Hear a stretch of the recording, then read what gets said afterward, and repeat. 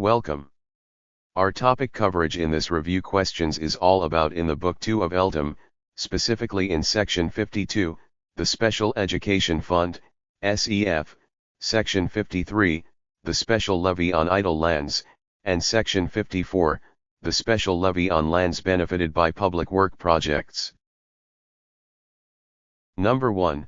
What is the maximum rate at which a province or city can levy the Special Education Fund tax? A. 1% on the assessed value of real property. B. 2% on the assessed value of real property. C. 3% on the assessed value of real property. D. 5% on the assessed value of real property.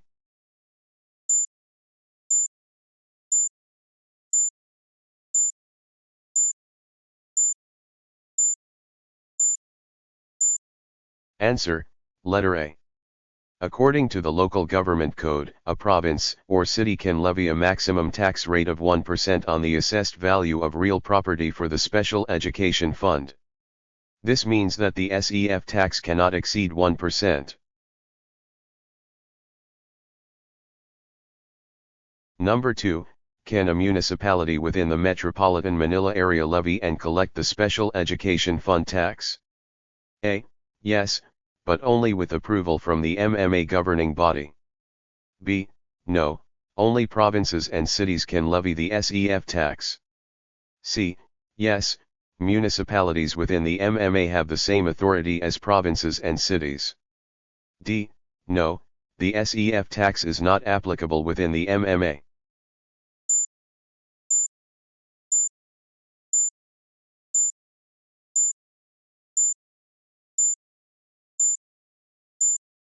Answer, letter C.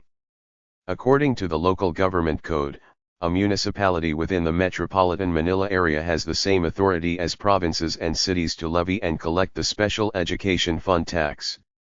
They can collect the SEF tax at the same rate as provinces and cities. Number 3, which of the following is considered an idle land for the purpose of the special levy? A. Agricultural lands planted to permanent or perennial crops with 60 trees to a hectare. B. Non-agricultural land located in a city or municipality, exceeding 1,000 square meters in area, and one-half of which remain unutilized or unimproved. C. Land located in a city or municipality, irrespective of size, used for residential subdivisions. D. Land used for dairying and inland fishery.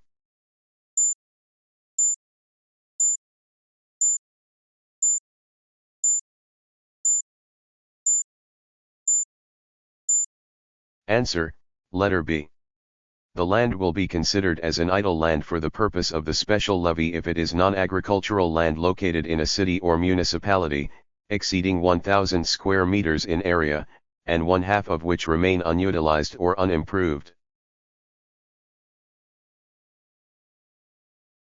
Number 4. What is the maximum tax rate that can be imposed on idle lands as part of the special levy? A. 1%. B. 3%. C. 5%. D. 7%.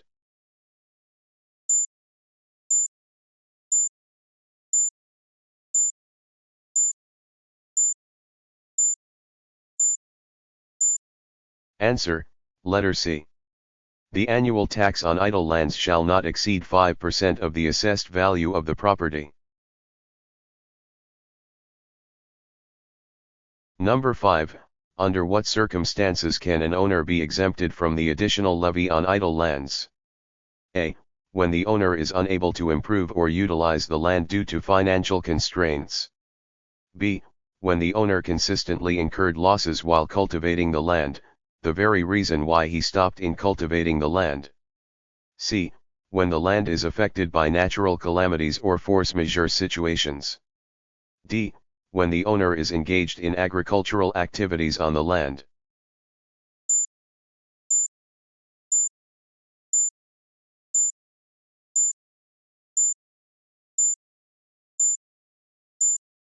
Answer, letter C, the idle lands can be exempted from the additional levy if they are affected by force majeure, civil disturbance, natural calamity, or any cause or circumstance which physically or legally prevents the owner or legal interest holder from improving, utilizing, or cultivating the land.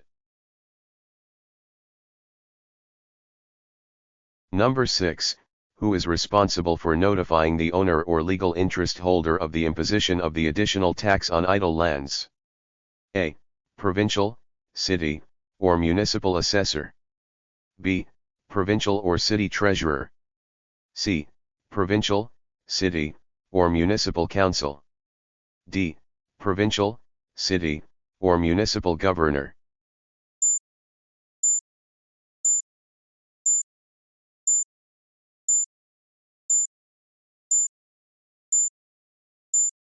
Answer, letter B.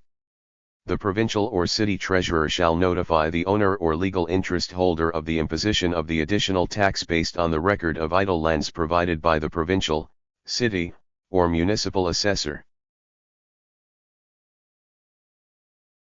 Number 7. What is the size requirement, at least, for uncultivated agricultural lands to be considered as idle lands? A.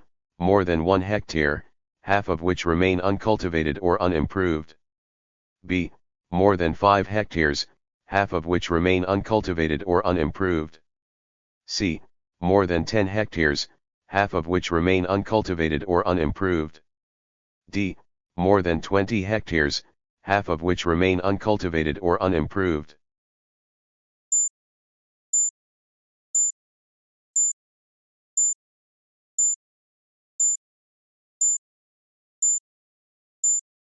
Answer, letter A.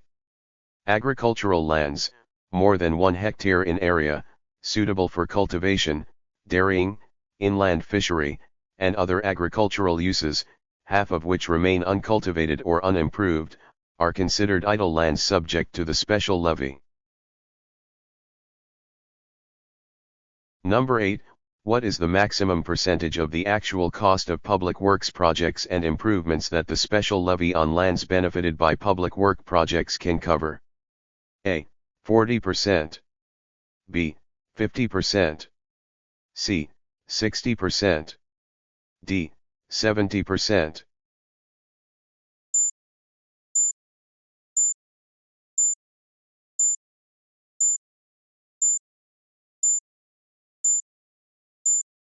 Answer, letter C.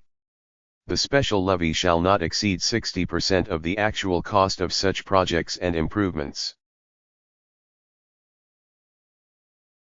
Number 9. How is the special levy on lands benefited by public work projects apportioned, computed, and assessed? A. According to the market value of the lands affected. B. According to the size of the lands affected. C. According to the assessed valuation of the lands affected. D. According to the distance of the lands from the public works projects.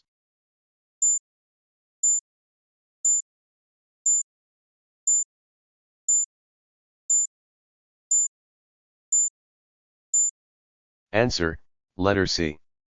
The special levy is apportioned, computed, and assessed according to the assessed valuation of the lands affected as shown by the books of the assessor concerned or its current assessed value as fixed by said assessor. Number 10. When does the special levy on lands benefited by public work projects accrue? A. On the first day of the year following the effectivity of the ordinance. B. On the first day of the quarter next following the effectivity of the ordinance. C. On the first day of the month following the effectivity of the ordinance. D. On the date the ordinance is enacted.